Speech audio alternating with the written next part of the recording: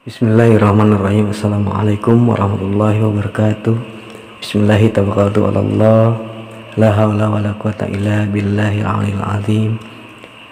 Tausiah kali ini Buya mengupas tentang khalifah dari sisi bahasa, kandungan makna serta arti yang sebenarnya dari kata khalifah yang melekat tentunya pada diri manusia. Lebih jauh Buya menerangkan perbedaan mencipta dengan selalu mencipta yang hanya dimiliki oleh Tuhan Allah Subhanahu wa Ta'ala. Untuk lebih jelasnya, kita simak bersama tausiahnya, semoga bermanfaat dan dapat menambah pengetahuan tentunya untuk kita sekalian. Itu saja sedikit sebagai ulasan di awal ngaji kita kali ini. Terima kasih. Wassalamualaikum warahmatullahi wabarakatuh. Nama saya Neni, saya pengajar guru sejarah, dan alhamdulillah beberapa artikel saya telah membaca tulisan-tulisan beliau, Bapak Romo Yai, dan beberapa juga saya mendengar dari YouTube. Alhamdulillah saya dipertemukan dengan Romo Yai karena ada beberapa pertanyaan, ada dua pertanyaan.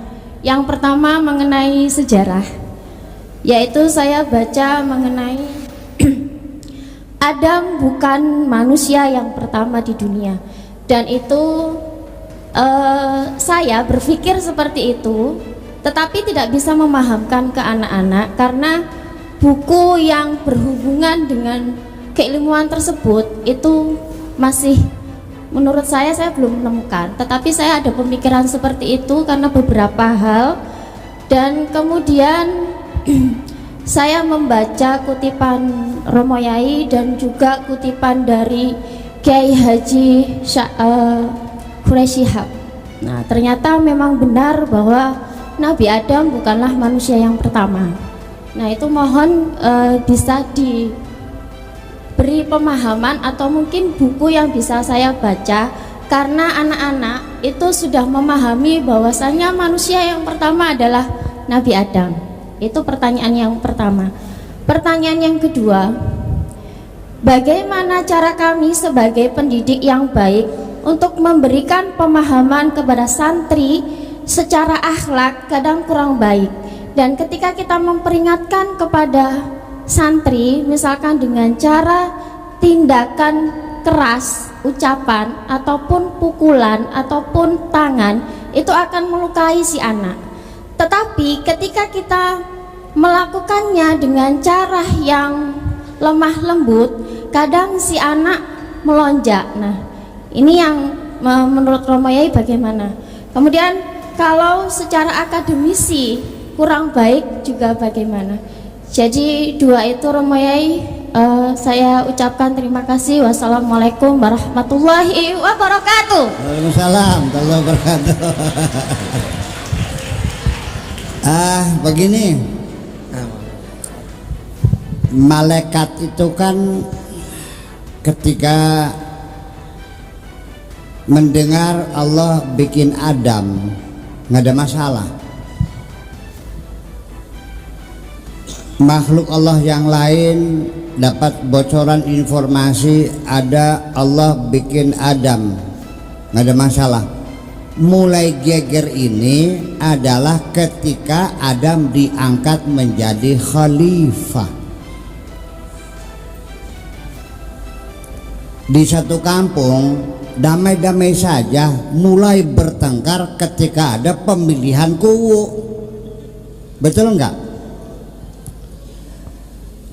Di Mesir tenang, di Mesir bukan di sini, sana di Mesir. Di Mesir itu tenang-tenang saja. Mulai mereka gontok-gontokan ketika menghadapi pilihan presiden. Jadi setiap kasus pemilihan pimpinan itu selalu menimbulkan kegaduhan. Wajar enggak? Wajar dong. Dan ketika idqala rabbuka lil malaikati inni ja'ilun fil ardi khalifah, disitulah reaksi bermacam-macam. Malaikat juga keberatan, ada nota keberatannya, saya simpen arsipnya, ada arsipnya, keberatan gitu. Kalau mau tahu boleh ada dulu. Kemudian malaikat juga menolak. Di sini saya ingin mengatakan, apakah khalifah itu maksudnya pemimpin? Ini kan menjadi bahasa viral. Khalifatullah fil ardi. Pernah dengar ya? Khalifatullahi fil ardi. Wakil Tuhan di atas bumi. Memang Tuhan perlu wakil. Memang Allah tidak bisa mengerjakan sendiri, perlu diwakili. Tanda tanya besar sesungguhnya. Yudabbirul amra minas sama ilal ardi. Semua urusan langit bumi ditangani semua. La ta'khudhu sinatun wala naum. Enggak pernah tidur, enggak pernah ngantuk Allah setiap hari. Ya, ta'ruju ilaihi fi kulli yawmin miqdaruhu 50 alfi sanatin mimma ta'udun. Kepadatan Allah setiap hari itu penuh padat. Ukurannya satu hari satu harinya Allah sama dengan 50.000 tahun. Bayangkan, dipres begitu, sangat sibuk, dan Allah tangani sendirinya. Jadi disitulah muncul pengertian khalifah itu. Dari situ muncul pengertian khalifah itu bukan wakil. Khalafa yakhlufu itu artinya menggantikan. Nabi meninggal, muncullah Abu Bakar, namanya khalifatullah, yang menggantikan, bukan mewakili, menggantikan. Saya meninggal, nanti setelah itu anak saya, setelah itu cucu saya, setelah itu buyut saya, setelah itu cangga, setelah itu wareng, gudeg-gudeg, bergedor, gedang. Nah, kalau begitu khalifah itu bukan pemimpin, berarti makhluk yang terus melakukan regenerasi. Dah, ini kita pendekatan linguistik dulu. Jadi khalifah itu bukan pemimpin, tapi adalah makhluk yang berketurunan. Kemudian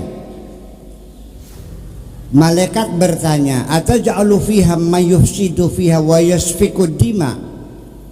Apakah engkau akan bikin orang yang nantinya akan membuat kerusakan di bumi ini, yang perang saudara banjir darah? Kalau begitu pernah terjadi dong, betul nggak?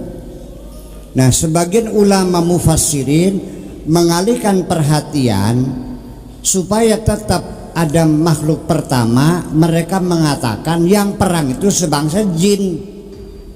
Nah, kalau jin ada darahnya enggak, kan wayasfikud dima, menumpahkan darah. Kalau jin ada darahnya enggak, darahnya merah atau kuning darahnya. Jadi artinya bahwa berarti sebelum Nabi Adam itu sudah ada manusia. Ini dugaan, kita sama-sama tidak tahunya. Pokoknya kalau kita kajian itu jangan dulu mengambil kesimpulan dan memastikan. Semua kesimpulan kita sifatnya sementara. Apabila ternyata di kemudian hari terdapat bukti-bukti baru, maka kesimpulan kami akan disempurnakan lagi. Begitu. Ilmu itu jiwanya seperti itu. Apalagi kajian sejarah, kajian-kajian fisika juga setiap saat dirubah kok, ternyata salah. Ilmu fisika itu disebutnya ilmu pasti, betul nggak? Fisika kuantum yang sudah urusannya masalah partikel-partikel. Apakah dikiranya keputusan Einstein bahwa proton itu sebesar itu, ternyata ketika diuji ulang dengan metode yang berbeda. Dulu Einstein menggunakan itu, mengukur proton itu dengan orbitnya elektron di seputar proton. Disitulah mengukur kebesaran siku-siku dari proton. Ternyata dengan menggunakan ion terakhir, ternyata proton yang diduga Einstein 14% lebih kecil daripada semuanya berubah. tabel periodik sekarang di kimia. Sekarang sudah muncul ada unsur kimia yang baru. Betul nggak? Nggak ada sesuatu yang pasti semuanya, dan semuanya berkembang, apalagi ini sejarah. Tetapi Imam Zamakhsyari begitu melihat Al-Quran yang menyatakan bahwa di langit ada binatang melata, wa ma fihi ma min dabbah, binatang melata yang ada di langit, yang ada di bumi. Pada abad keempat Hijriah, Imam Zamakhsyari sudah mengatakan kemungkinan di planet lain ada makhluk yang berbudaya seperti kita ini. Mau bilang apa lagi? Semuanya kemungkinan, dan kita akhirnya sama-sama tidak tahu. Dalam keilmuan semacam ini, at the age you have to say I don't know anything. Di penghujungnya engkau terpaksa mengatakan aku tidak tahu apa-apa. Anda bisa bilang I know, tapi I know nothing, sama aja akhirnya. I don't know anything atau I know nothing, sama kan? Artinya tidak tahu. Nah, di sini saya juga ingin menyampaikan, apakah engkau menduga ketika nanti setelah kiamat selesai, yang masuk surga selamanya, yang masuk neraka abadal abidin selamanya, dan setelah itu Allah pensiun, sudah tiap hari tidak ada penghujungnya dan tidak ada akhirannya, Allah melihat gitu. Di sini orang surga tertawa terbahak-bahak, selagi orang menjerit menangis neraka, biasa aja. Selamanya begitu? Sudah stop? Atau Allah akan bikin makhluk baru lagi? Nah, sebelum Adam ada makhluk enggak? Sejak kapan Allah bikin makhluk? Ini sampai menimbulkan pertengkaran antara Imam Ghazali sama Ibnu Rusdi. Ini tidak akan pernah selesai. Tetapi satu, Allah itu punya sifat Al-Khallaq, yang selalu mencipta. Sampai kapan? Tidak pernah berakhiran. Allah selamanya Khallaq. Kalau Khaliqun yang mencipta, tapi Al-Khalaq yang selalu mencipta. Setelah dunia, kalau kita begini, yang kita tempati ini, tata surya kita ini, bintangnya apa namanya? Matahari. Matahari itu adalah bintang kita. Oke. Di mana letaknya? Di galaksi. Salah satu galaksi dari sekian miliar galaksi yang tak terhingga. Galaksi kita namanya galaksi The Milky Way, atau bahasa Indonesianya bilangnya galaksi Bima Sakti. Bintang kita ini, yang matahari ini, letaknya di tengah.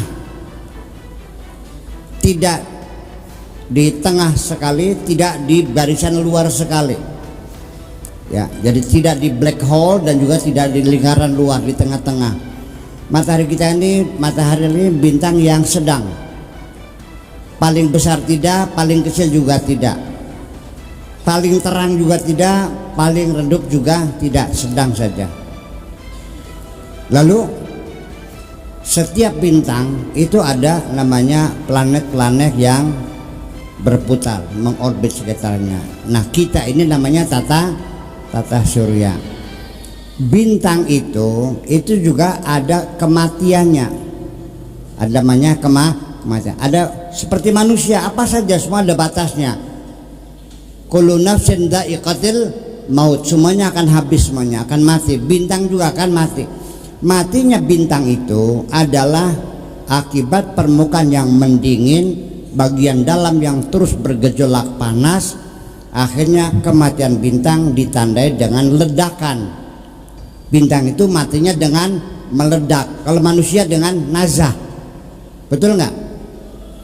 Manusia mati kalau otak jantungnya berhenti. Bintang itu dengan meledak. Nah, ketika bintang meledak, itulah yang disebut dengan supernova. Supernova terakhir yang terjadi itu 25 tahun yang lalu, baru nyampe tahun kemarin gelombangnya ini, karena dengan kecepatan saya yang nggak tahu seberang sananya galaksi kita. Nah, ketika bintang meledak itu akan melahirkan planet-planet baru lagi. Paham nggak? Iya, jadi kita ini sangat sekali. Jadi namanya kajian sejarah, kalau kajian sejarah kuno, antropologi, teori evolusi, kalau saya tidak meyakini teori evolusi itu, ya, karena di dalam sejarah penciptaan makhluk ini, makhluk hidup di bumi ini baru ada 4 miliar tahun yang lalu. Sedangkan The Big Bang yang dinyatakan oleh George Lemaitre itu adalah terjadi 14 miliar tahun yang lalu. Bumi baru layak ditempati makhluk hidup itu 4 miliar. Jadi selama 10 miliar masih panas, masih menyala. Nah, makhluk alam pertama itu al-hayawan al-ma'iyah, binatang-binatang yang satu sel, ya, plankton seperti itu di dalam air, namanya al-ma'iyah. Nah, terjadi proses perpindahan dari air ke darat, tetapi masih bisa di darat, bisa di laut, namanya al-barma'iyah. Al-barma'iyah ini adalah binatang yang hidup transisi antara darat dengan air. Sampai sekarang masih ada tersisa, seperti ular, seperti yuyu, ya bukan kepiting, yuyu namanya di darat, yang di sawah tuh, terus katak dan sebagainya. Itu, nah itu di dalam Islam diharamkan. Setelah mentas semua baru namanya al-hayawan al-barriyah. Nah, sekarang ini binatang darat yang sudah sempurna adalah onta. Itu independen betul-betul. Buktinya apa? Onta berjalan. Saya punya teman naik haji dari Chad, naik onta, naik haji pakai onta selama 2 bulan sampai ke Mekah.